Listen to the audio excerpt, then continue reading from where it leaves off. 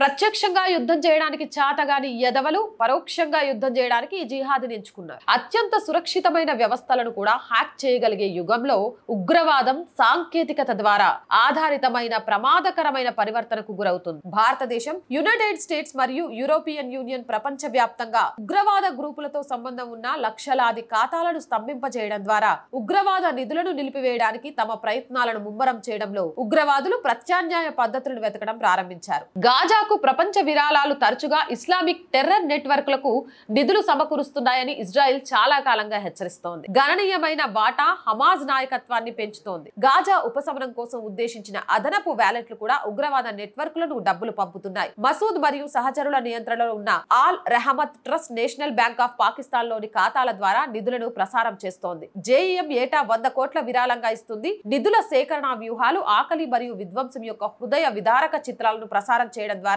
Gaza పట్ల ప్రపంచ సానుభూతిని దోపిడీ చేస్తున్నాయి.